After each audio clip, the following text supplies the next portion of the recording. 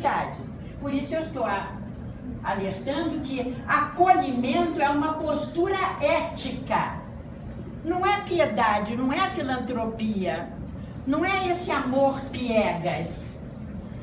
Implica na escuta do outro, no reconhecimento do seu protagonismo do processo de aprendizagem. Ninguém aprende pelo outro. E não é a minha insistência na mesma estratégia que vai fazer com que ele aprenda. Porque se eu já constatei que ele não conseguiu apreender o que eu estou oferecendo, significa de que o meu método precisa ser repensado, porque eu não ensino por ensinar, eu ensino para garantir as estratégias de aprendizagem do outro. Então, me preocupa com essa questão do acolhimento como filantropia, com piedade. Então, não confundir com piedade e filantropia. E aí eu vou me indagar que diferenças a escola recebe. Que diferenças existem na escola? A nossa escola tem diferença entre etnias, que não são só raças, mas suas procedências, não é? Nós temos etnias diferentes. Nós temos diferentes manifestações dos desejos dos aprendizes de aprender e participar.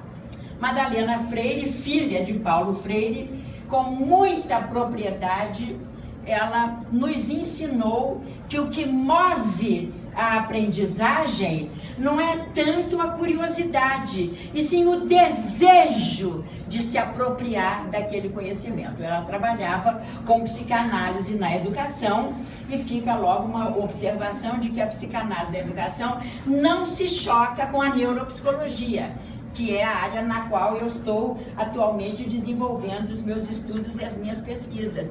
Não se abole a contribuição da psicanálise, porque para entender a parte afetiva, emocional do outro, certamente a psicanálise nos dá uma contribuição inestimável. Então, Madalena Freire dizia: ensino-aprendizagem deve ser o encontro de dois desejos. O desejo do educador, o desejo, aquela coisa da pulsão que vem do interior, aquela garra que faz você pensar e repensar no seu método, nas estratégias que você usa, porque você tem o desejo de que o seu ensino reverbere como aprendizagem. E se o professor tiver esta motivação, este desejo, a Madalena tem razão. Na sala de aula deve haver o encontro de dois desejos. O desejo de ensinar para que o outro aprenda. E o desejo de aprender, porque o professor é uma fonte de inspiração e de motivação. Ela tem razão, é o encontro de dois desejos. Ainda na sala de aula, nós encontramos como diferenças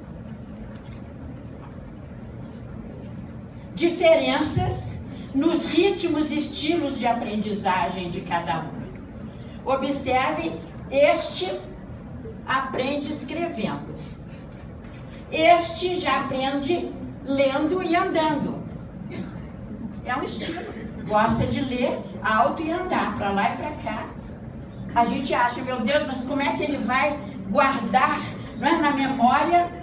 É o estilo dele, o cérebro dele capta melhor as informações pela alça fonológica do que pela alça da escrita. É o estilo dele. E já tem outros que gostam de aprender só lendo. Este aprende lendo e andando, e este aprende lendo.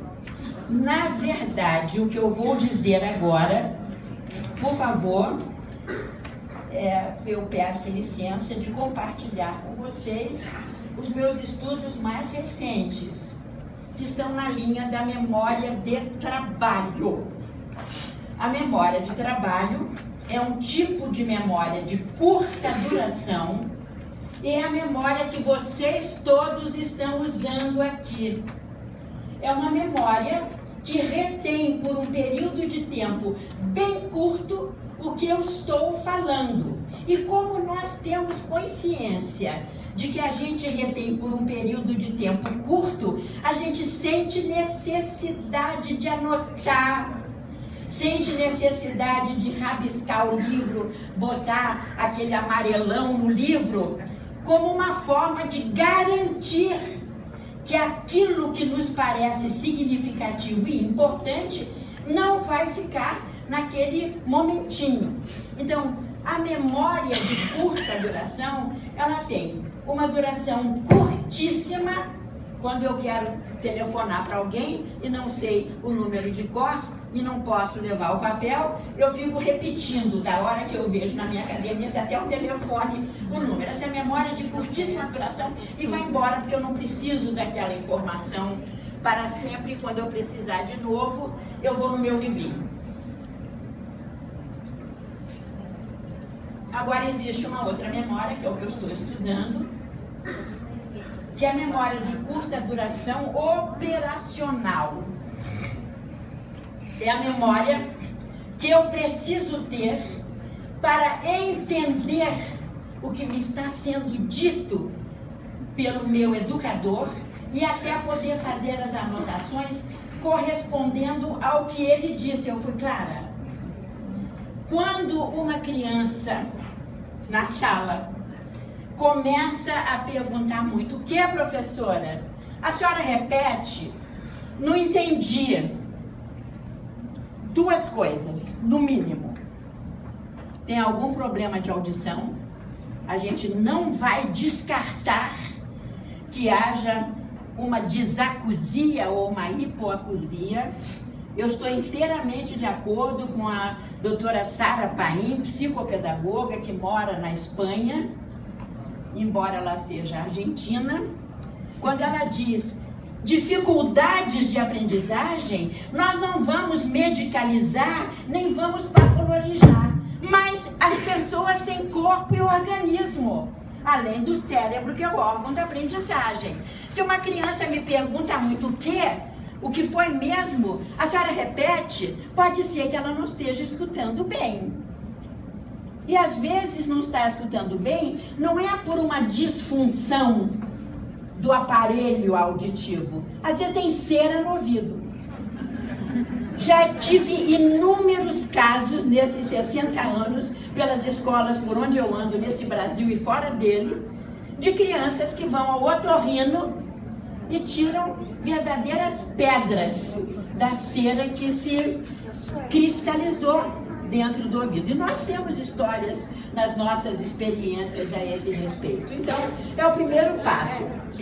Está escutando bem? Então, pode ser que haja uma disfunção na memória operacional. E se há uma disfunção na memória operacional, que é a memória de curto prazo, certamente este aluno vai funcionar como se ele fosse uma criança desatenta, uma criança preguiçosa, que tivesse uma deficiência intelectual ou outra qualquer dificuldade na aprendizagem. Mas na realidade, hoje, os estudos estão mostrando que cerca de 3 a 5% dos nossos alunos têm alguma dificuldade na memória operacional. E para isso, nós educadores precisamos conhecer neurociência.